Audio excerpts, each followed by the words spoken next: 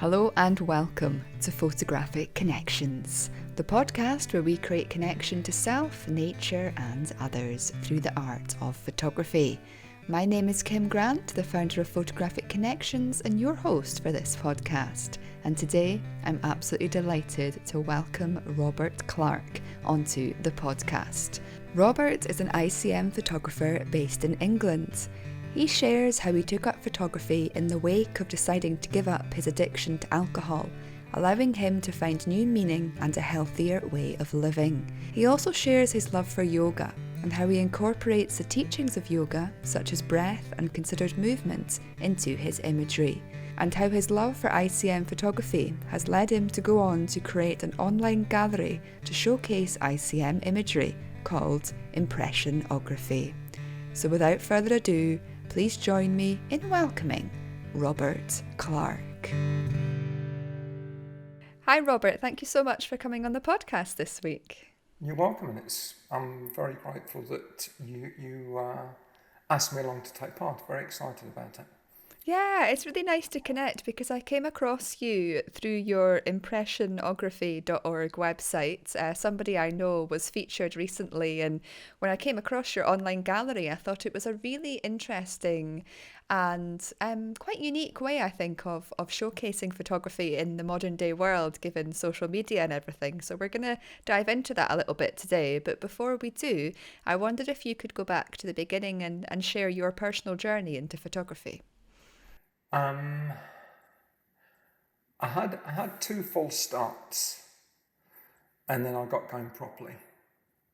So the first time I had a camera was as a young child, about 9 or 10, and I can remember going down to London on a trip and taking this little plastic camera. I can't remember what it was called. I don't think it was a box Brownie. It didn't have a drop down front on it. It was it might have been a Brownie camera.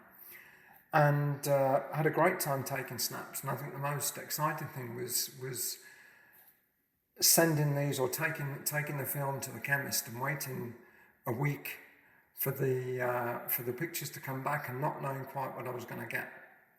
And that was really good, and I really enjoyed that. But unfortunately, it didn't really go very far because I was told I shouldn't waste my money on taking photographs. So I didn't. About my 12th or 13th birthday, my sister got married, and I somehow came across one of these Polaroid Instamatic cameras, and I thought this could be the answer to everything, because you don't have to wait. You don't have to wait a week for the pictures to come back, and you get an instant thing. And when the pictures came out, there was a certain kind of magic as the picture developed in front of you, and that was quite mystical. I found that process really, really interesting. I didn't know how it worked; it just worked. And same thing again. I was told, you shouldn't waste your money on this stuff, so I didn't. And then life got in the way, and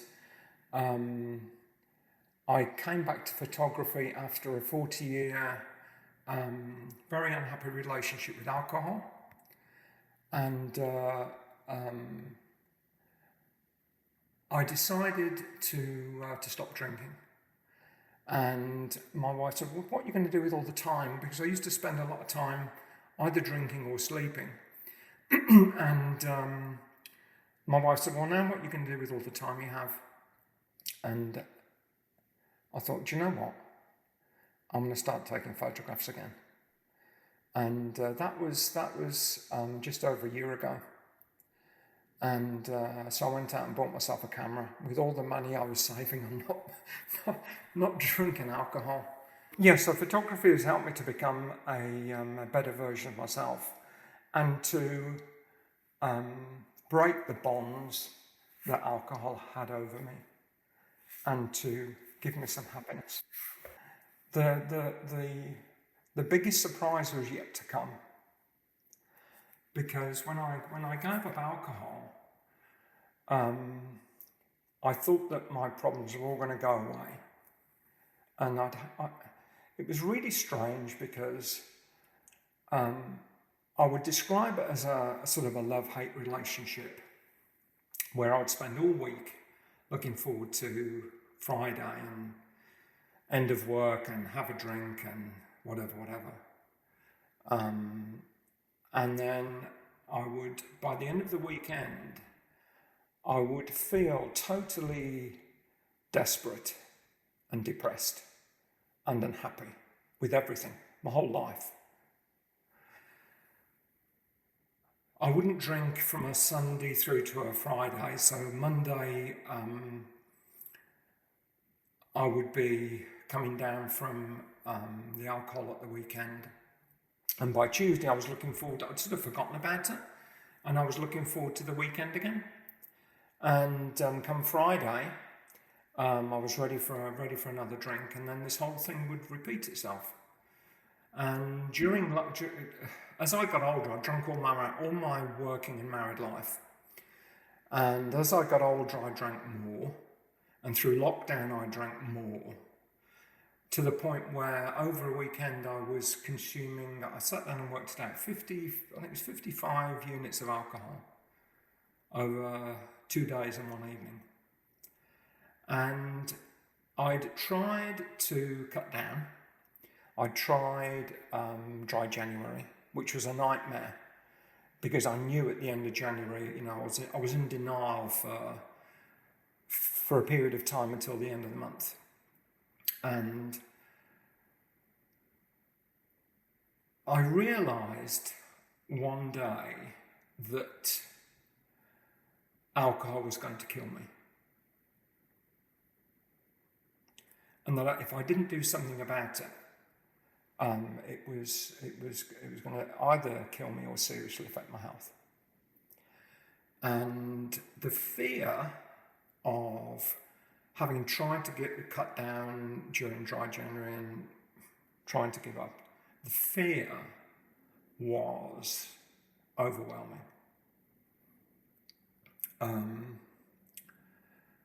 And I thought to myself, there's only one way I'm going to be able to do this. And so I spoke to my wife and I said, okay, today I'm now a non-drinker. And I'm never going to drink ever again. And I'm telling you this because I want you to hold me to account. And that's what I did. And just stopped. And suddenly I had a whole load of time when I wasn't sleeping and drinking. And bought myself a camera. I bought a digital SLR mirrorless Nikon Z6 camera. It's very nice. And I'd done this online survey. What's your ideal camera? What do you want to take photographs of? And we'll tell you the camera to get. And I thought, well, I live in the countryside and I like nature and the natural world. And, maybe take photographs of nature. And he said, oh, well, what you need then is this Nikon Z6. And went on the Nikon website and it said, oh, and of course the lens you only need one lens, but get this one lens, a 24 to 200mm lens. It could be the only lens you'll ever need. And they were right. Because it was almost like every lens rolled into one, so it was really, really heavy, and the camera was really heavy. And I just found it very difficult to operate. I hadn't used a camera in sort of donkey's years, and I found this Facebook group, how to use Nikon cameras, and there was a very clever guy on there who took you through. The mantra of the website is going from auto to manual. And I hadn't been on auto because I hadn't worked out how to turn it on the camera. So I went straight to manual with their help and learned all about, how to set up the camera. And the next problem came in that I had to learn photo processing because my images were coming out in RAW and you couldn't do anything, you had to process.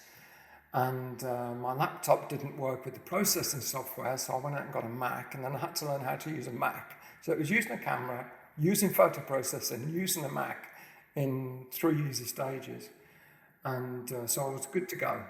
But I found in doing sort of landscape photography that I felt totally unfulfilled by it.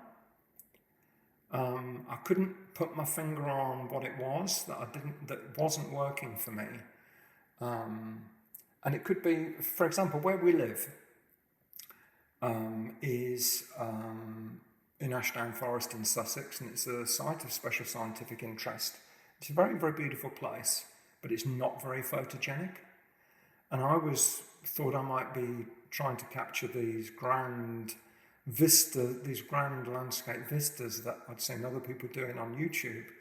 And I just wasn't, that was never going to happen unless, I went to these places.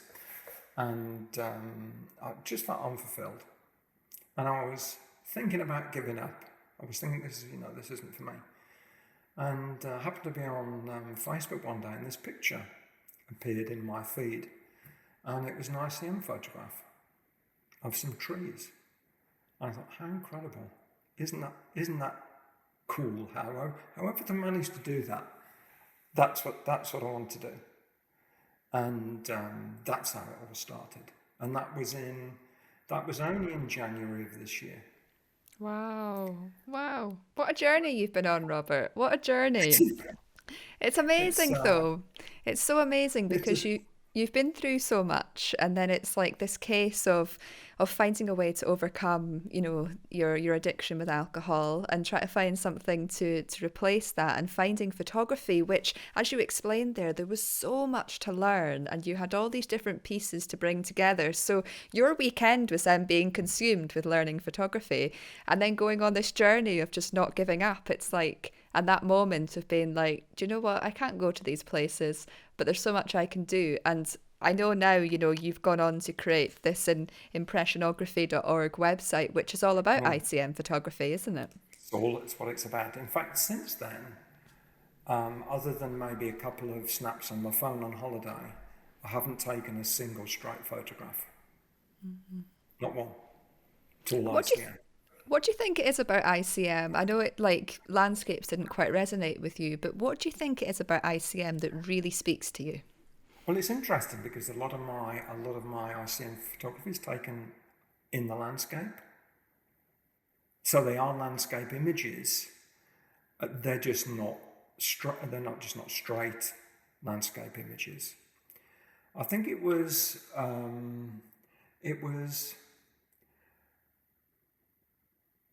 creating beauty from something that wasn't necessarily beautiful in and of itself.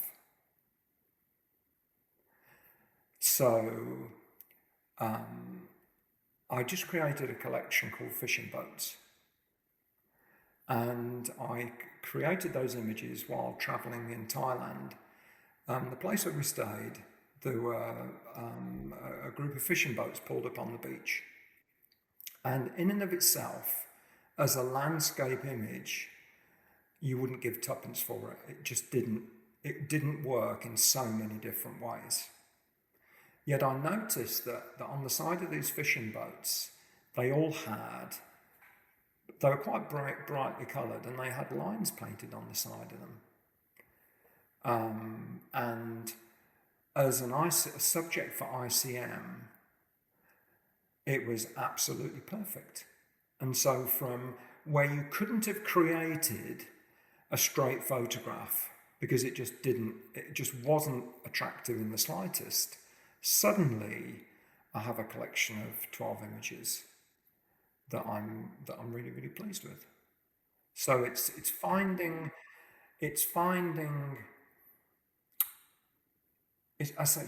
beauty where there wasn't necessarily beauty in and of itself in its original setting. That might not make any sense at all, but it totally does. It totally does.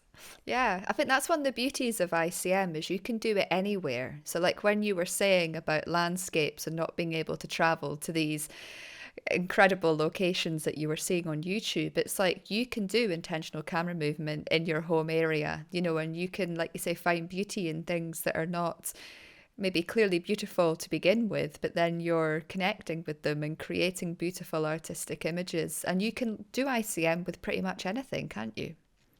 You can.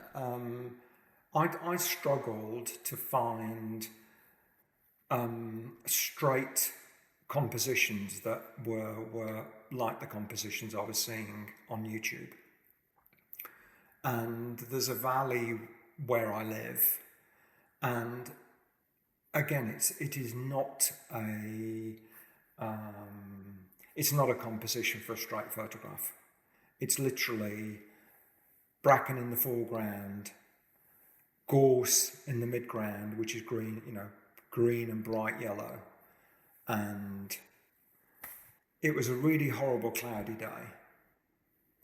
And the sky was really dark grey. And there was not much light. And it was not a landscape composition.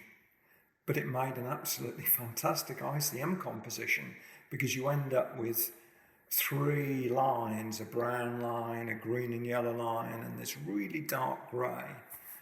And there was an image, it gave me an image under a leaden sky, and it was, got hundreds of likes on Instagram.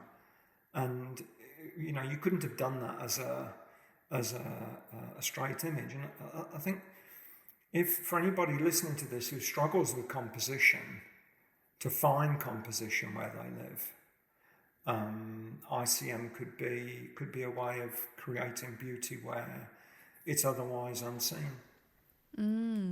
Yes. And I think the fact that you only really began photography at the start of this year and you've gone on to create beautiful images already, it just shows how deeply that speaks to you, and how, when we bring our emotions into our images, they really speak to not only us, but often the viewers that are viewing our images. And I know that through your images, you like to explore the purest essence and the emotion of movement. And you can really feel what I think photography means to you in your images, because you are moving with what you're seeing and bringing that in. And I think that's the key to progressing with our photography, is being true and authentic to us, and whatever emotion we're feeling, being able to find a technique in photography that we can marry together with what our personal interests are.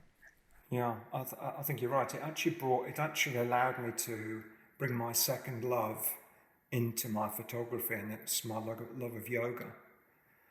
And I discovered yoga about 10 years ago, but never really got the benefit from it because I was poisoning myself the rest of the time when I wasn't doing yoga.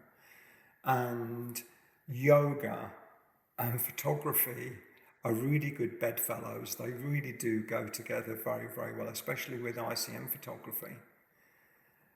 In many ways, the first way is that in yoga, the breath comes first. And the same comes in ICM photography. The breath comes first. You have to breathe at the right time. And the second thing about yoga that sort of transfers very well into ICM photography is the way that you move, and that how you move matters. And that being able to move your body slowly and not just sort of jerk it around while you're holding the camera. Yoga really works very well with that. And making the movement on an outward breath, which is what you do in yoga. You tend to move on an outward breath. Doing the same in ICM photography is really, really important. And starting to move the camera before you press the shutter, and then moving smoothly. Yoga just goes so well with it. It's That's so amazing. beautiful. That is so beautiful. I do yoga myself most mornings. I really struggle to to do the breath at the right time, but it's something that I'm working on, and I'm about to do some breath work training to try and help me with that. But I've listened to many ICM photographers speak about how they create their images, but you're the first person that speaks about that I've heard speaking about and combining it with yoga and the breath. And for anybody out there who does yoga or anything similar, they'll hopefully be able to put that together now. And even myself, I'm thinking, I'm realizing the importance now of breath. If I'm out with my camera and I'm struggling to find photographs, I'll often sit and take a few deep breaths, or stand and close my eyes and take a few deep breaths. And suddenly, when I open my eyes again, and once I've, centered myself, I start seeing things that I didn't see before that process of really slowing down. And it's so clear that when we can bring that, because of course, breath is the essence to life. It's the first thing we do when we're born, it's the last thing we do when we die. So when we can bring that into our creativity and that motion, particularly in creative forms, I don't know, you've just connected something for me that I'd not thought of before. I think breath is the essence of the human spirit. It's what I believe, that everything is connected. And it's the breath that connects everything together. And when I go out, I don't take my camera with me when I go out for a walk. I go out to take photographs. So I go out every day to walk on the forest. And that's what I do every day in the morning. I get up, I work out, I do my yoga, I go out for a walk. And then if it's a photography day, I then go out to take photographs. And I do that for two reasons. Firstly, when I take photographs, I take lots of them. On my recent travels, to get 12 images I could work with, I took over just under 1,000 shots, 990 shots to get 12. So it's 100 shots to get something that I'm totally happy with. And if I'm out with my wife, who I often describe as my glamorous assistant, she won't stand there while I take 100 photographs. She will do it for on holiday, and we went to Iceland in the summer and spent 3 weeks driving around Iceland. And so I couldn't take myself off permanently. So we would stop, and I'd get 50 or 100 shots, and she was very good at that. So for me, going out to take photographs is something that just doesn't happen by chance. I go out to take photographs, and for me, it's that decision that when I leave home, that now I'm going to take photographs. It sort of, in a subconscious way, says to my body and to my mind, now we are starting to take photographs. In the same way as when you start a yoga practice, you have to come into the present. You can't just, do your social media and sit down and immediately start, taking up yoga positions. You can't do that. You have to come into the present. And that for me, and this might not work for other people, but for me, I have to come into the present and I have to breathe. And breathing is the best way to come into the present. And when monkey mind takes over, and you start thinking about the problems of the day rather than taking photographs, then it's time to concentrate on your breathing again.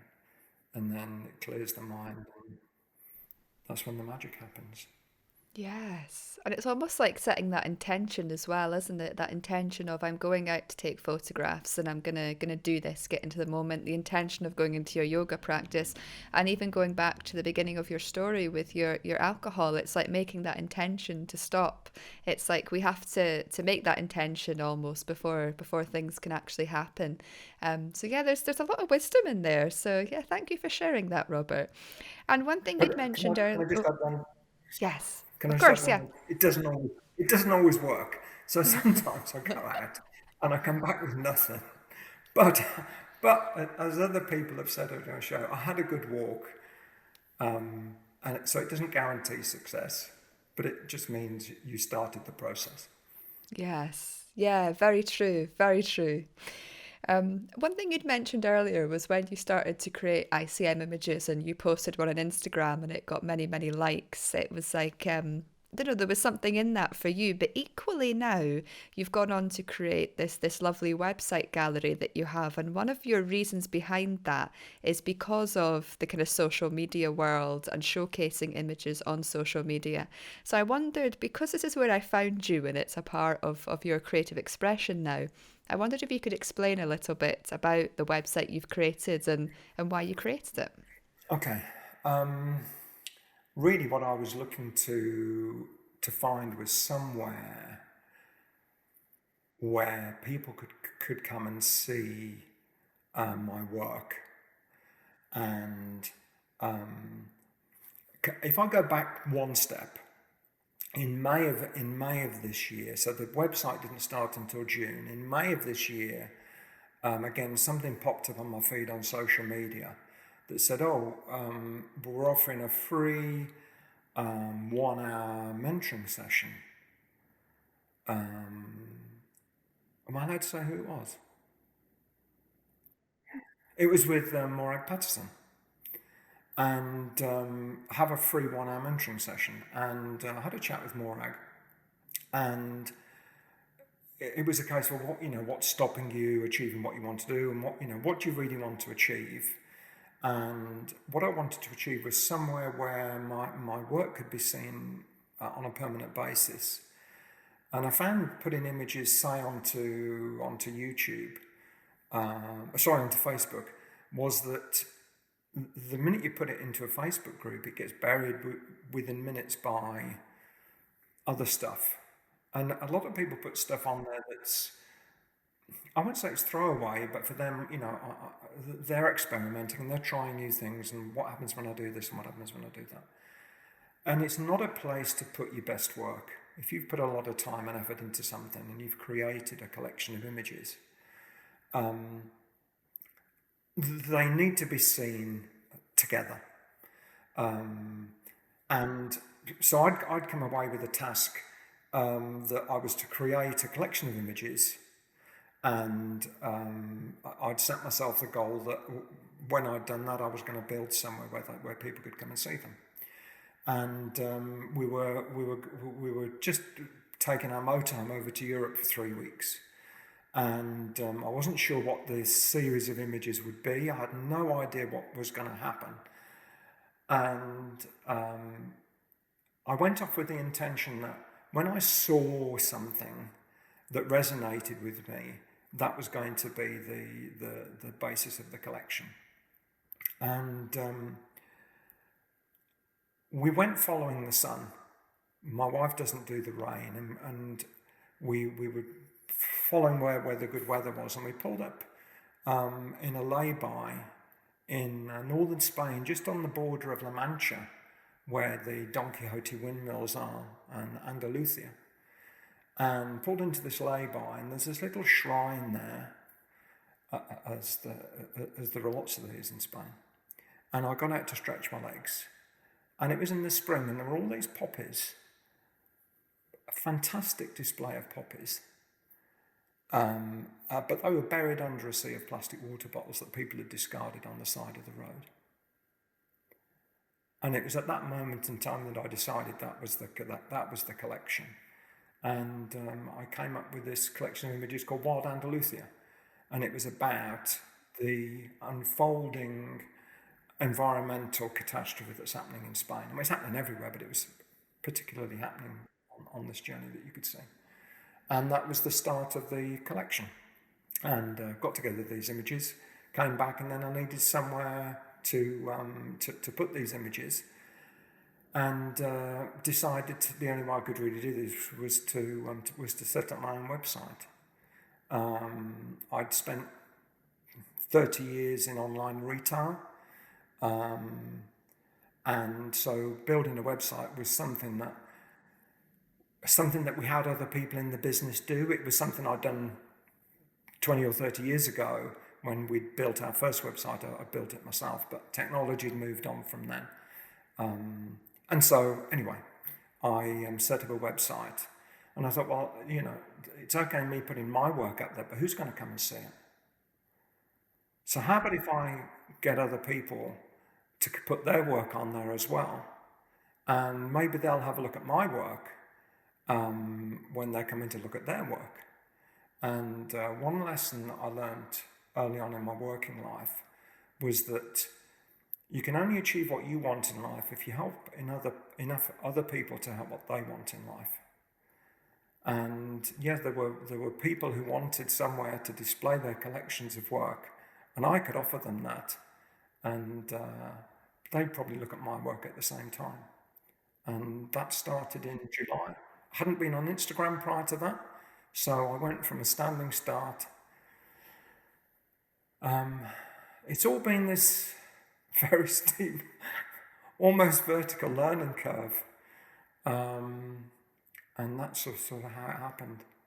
And I think the best thing in all of this was I had an open exhibition that I did about a month ago, where people could, because sometimes people struggle to put together a collection of images. They haven't got 12 images that tells a story. I thought, well, how about if they do just one? And I had an open exhibition called A Moment of Movement, that was all about, for me, the time in which you move your camera when you take an ICM image. And that for me was really the pinnacle of, the setting up of the website. And, it's great to have people come along and with a collection of images, and they're absolutely, I'm blown away by them. It makes my work look a bit sort of homemade.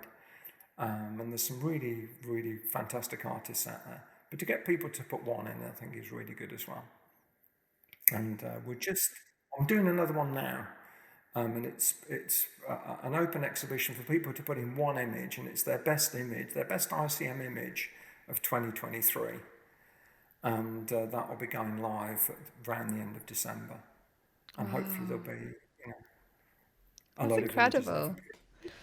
It's amazing because it really shows the power of collaboration and, like you'd said there about, helping people, and it also helps you. It's like you've brought all these incredible ICM artists together on a platform where, not only you can showcase your work, but they can showcase their work. It's bringing people in, bringing more people awareness to ICM, but also allowing you and them to have connections and inspiration from each other. And these open exhibitions are beautiful because you're learning so much from the process as well as them. And that's one of the fundamental parts of Photographic Connections. It's about connecting people through photography, and you've found your own way of doing that. And I think how much interest you've been having just shows, that you're on the right path, and how much, now your time is dedicated to photography, which is beautiful. Yeah.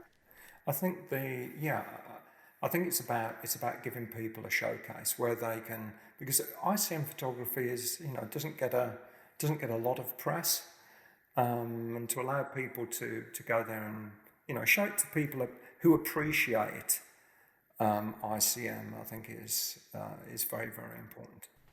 Yes, and it's definitely shifting. There's many, many more ICM artists coming out of the woodwork, and more people getting into it. But I think particularly in the more traditional photography circles, like potentially not every club, but there's a lot of camera clubs and competitions that aren't always open to these things. Although that is changing, which is really nice. But it's nice for people to have this actual dedicated space where it's like, I love ICM. I'm going to enter these exhibitions and showcase my work and connect with these people. And it is, I think we all just want to meet like-minded people in life, and to find platforms and communities that we can do that it's a beautiful way to bring us all together.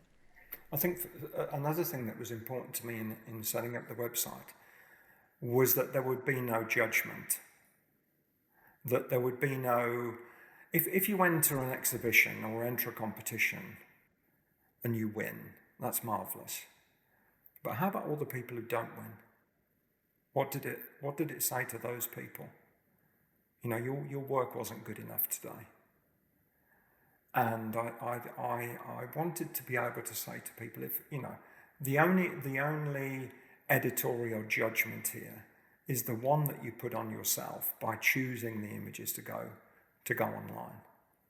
If you're happy with it, I'm happy with it. Because I think with art, how can you decide whether something is good or bad? Yes, totally It's agree. very difficult. It's very, very difficult. And so if if somebody comes along and you can tell people have put in an awful lot of effort into creating a collection of images. Do I like them myself all of the time? No, because it may not be a subgenre of ICM that I particularly like. But I appreciate what they've done, and I put it up, and other people appreciate it, and but how could judgment? I think is very negative. So I think for me, it's if you're happy with the work, then I'm happy with it. As long as it's ICM, it has to be ICM. If I get 12 photographs of your cat, it's not going to go up there.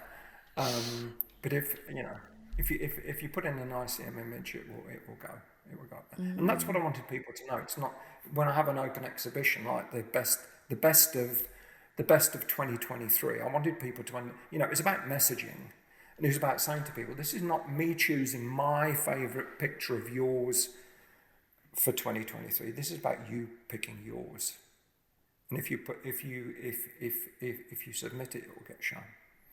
Yes, yes. We definitely need more of that because, as you rightly say there, if somebody's happy with their images, then that's all that matters. And one thing I've learned on my journey is the images that I like today, there's a couple, of course, that I've always liked since I began, but the sort of images I like today and the images I create today are very different to the images I liked and created 10 years ago.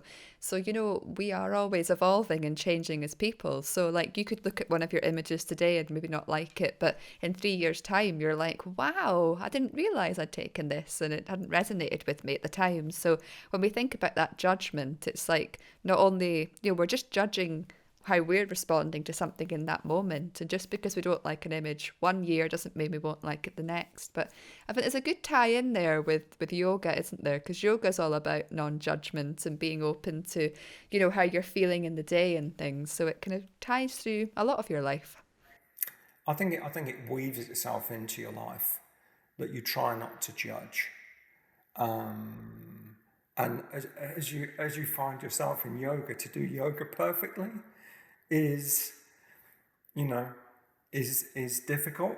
But if you show up and you sit down and you come into the present, that's probably the most important thing. You've turned up and you're going to do yoga today.